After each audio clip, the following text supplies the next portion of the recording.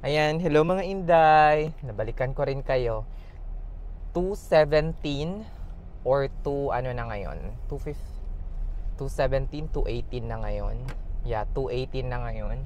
And nagda-drive na ako papuntang ospital. Usually makakarating ako doon ng mga 2:40. So more than 20 minutes din yung drive papuntang ospital. Sa back road kasi ako dumadaan. As usual. Sana hindi masyadong traffic. Ayan, palampasin lang natin tong blue car. And then, gora na tayo. Hindi nyo naman nakikita eh. Hayaan nyo, bibili ako ng magnet. Para makita nyo yung dinadaanan natin. At hindi lang yung mukha ko yung nakikita ninyo. Diba? Ayan yun na, at least naririnig nyo ako. Cherries!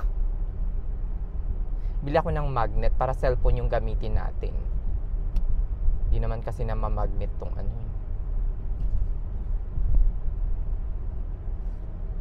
Ayan na TSA ang lola nyo, kaya 3 o'clock ako papasok.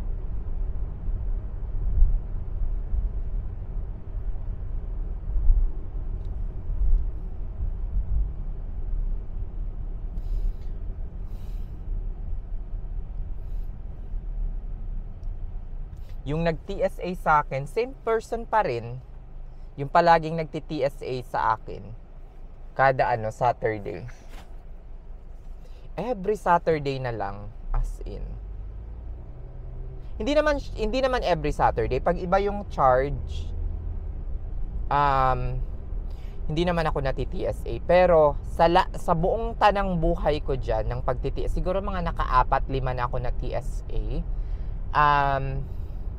Kami TSA or parang late kang papasok, siya parati kasi na-check ko yung mga messages, as in same template, same message, I'm gonna TSA you until 3, ganun siya parati, wala nang iba. So, it only means na itong taong to ay magalit talaga sa akin. Or ayaw sa mga international, 'di ba?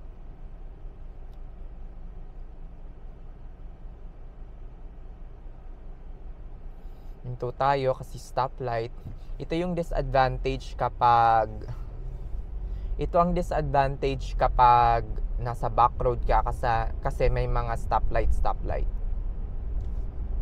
Dati nagugustuhan ko itong pahinto-hinto na sa road kasi nga nakakapag-prepare ako ng mga plans ko bago tumakbo ulit yung kotse. Pero ngayon, since medyo may alam na tayo, medyo may alam na ang lola nyo, so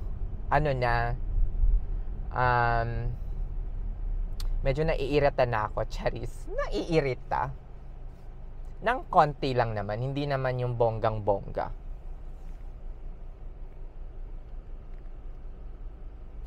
Ayan, takbo na ulit.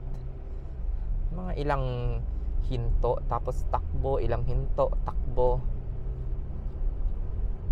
Ayan, pero may mga naman na malalayo yung katulad nito. Medyo matagal-tagal pa yung next stoplight na naman. And sana pagdating natin doon, green pa rin. So mga Inday, kapag 35 miles per hour, pwede kayo hanggang 40. Usually ako ginagawa ko, nagpa-40 ako sa 35. Pwede ata. In between that, pwede rin. Kasi hindi nyo naman sasakto yung speed ninyo talaga eh.